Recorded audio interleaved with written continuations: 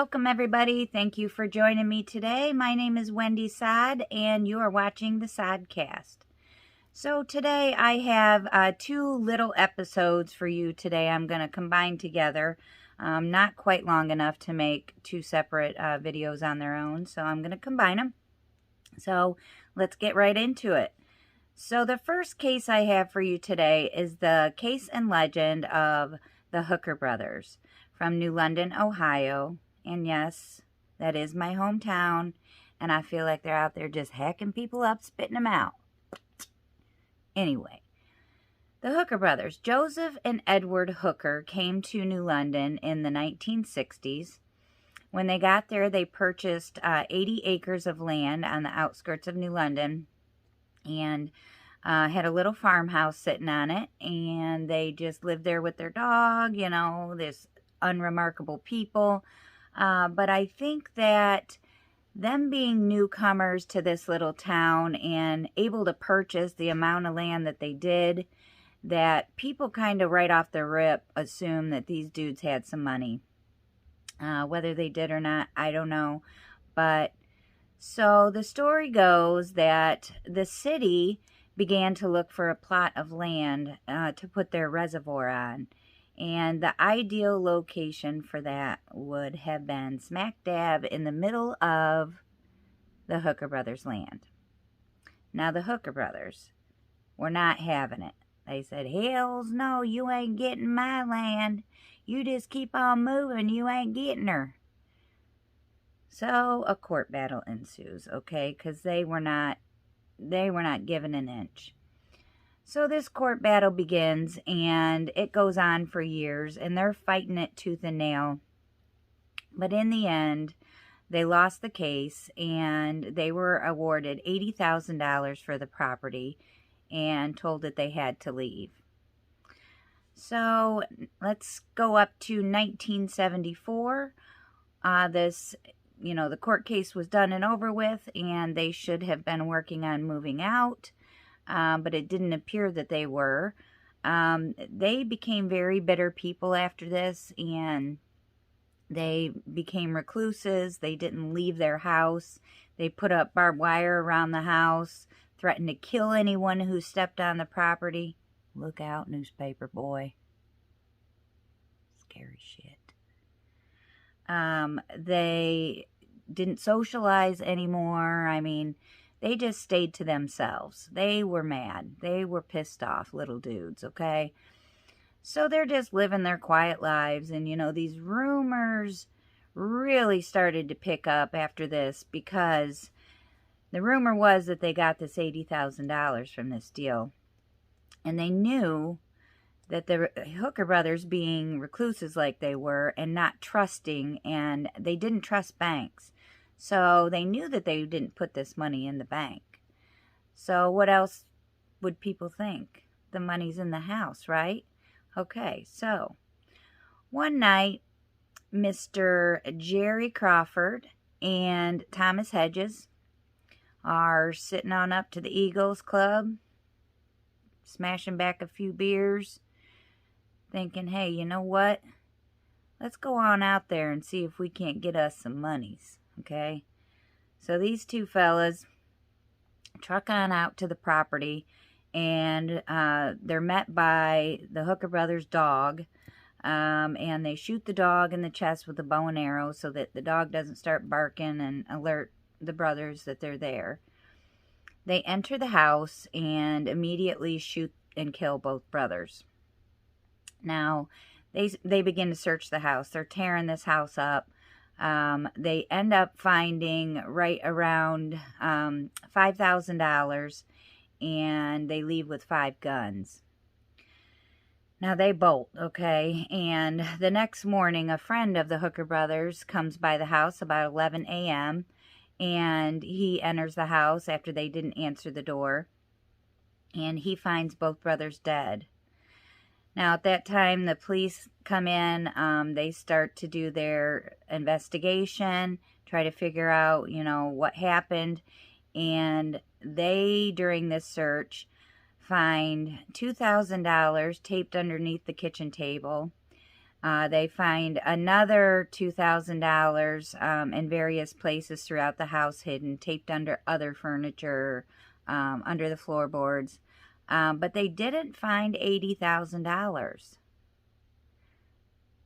Weird, okay? So this is what people want to know. This is why the legend is still what it is today. People want to know where this money is, okay? Because it wasn't in a bank. It's got to be on that property, right? That's what people are thinking. So people over the years have been out there and, you know, trying to find this cash and digging up the yard. You know, it reminds me a little of the J.D. Cooper jumping his ass out of a plane and with all that money and never seeing it again. Where the fuck is the money?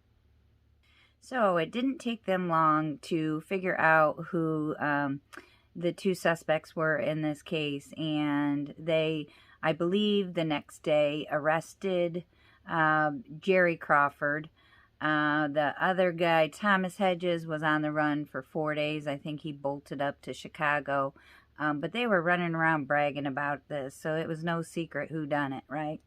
So they arrest these guys, and they ended up getting both life in prison. To this day, they are still in prison, and Mr. Crawford is up for parole this year, 2022, and Mr. Hedges was up for parole in 2018, which was obviously denied. So, you know, these two scumbags who thought they were going to just get away with this and tons of money still sit in prison to this day. Okay, so the second case I have for you today in this little episode is the case of the Denison train car that was found to have 11 decomposing bodies inside. So as the story goes, this train car comes into Oklahoma, and it is stored at a facility there where it sat for 4 months. So from June 15th until October 12th. This took place in 2002. So this sat there for 4 months. After 4 months, on October 12th, 2002, the train car was then moved to a facility called Daniels Midland Granary in Denison, Iowa. Now, when it got there, 2 of the employees went out to prep the train car to be filled with grain. So as these 2 people unlocked this train car, they discover the most horrific scene either one of them had ever encountered. 11 decayed bodies were inside. Now imagine that day at work.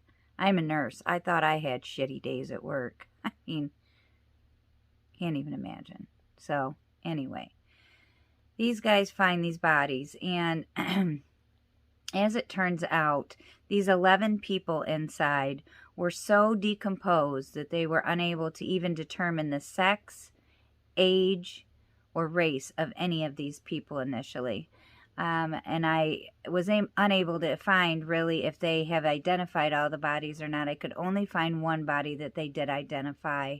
But so these were all immigrants from Mexico, but this ring was known to smuggle people in from all over the place. They would smuggle in people from Nicaragua and Honduras and Mexico and all over the place. And they would charge these poor people that were desperate to get into the United States anywhere from $1,000 to $3,000 per person. So this particular train car comes into Oklahoma, and the guy who was running this smuggling ring gave a statement that it was an accident, it wasn't meant to happen, that he lost track of where the car went. And once it was parked in Oklahoma, he didn't know what had happened to it. So according to the autopsy report, these poor people inside died the most horrific death you can imagine. I mean, they are in this metal box basically, for 4 solid months in the dead of summer. Okay, I mean, it's comparable to being stuck in a hot car, I guess. But even worse because the box is metal, right? So the heat has just got to be ridiculous in there. They starved to death. The medical examiner said that they would have probably been experiencing some side effects such as hallucinations, delirium, vomiting, cramping, headaches, all these kinds of things over the, as time went on.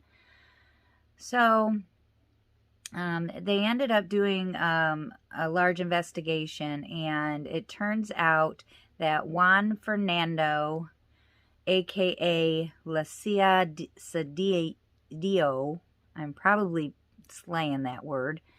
Anyway, that's his nickname, and it means peanut. Sounds like a real fucking tough guy. Peanut is the one running the show here. He's got this big smuggling ring going on, and they catch this guy, and charge him. He is charged with 27 counts, and he is sentenced to only 24 years in prison. The other guy, Arnulfo Flores, was the train conductor that supplied this ring with the train's schedule so that he could secretly sneak these people in and out, right? That piece of crap only got 3 years in prison. And then we have some others that are still fugitives to this day, and I'm going to slay their names as well. Guillermo Madrigal Basteres is the first guy, and Rogelio Hernandez is the second guy, and they're both fugitives from Mexico. And they did put out a press conference that they do believe that there's many, many more people involved in this ring, and that it's a bigger operation than just these 4 guys. So that is the story of the Denison decaying bodies. I hope you enjoyed it. Join me next time for a longer episode, and I will see you next time.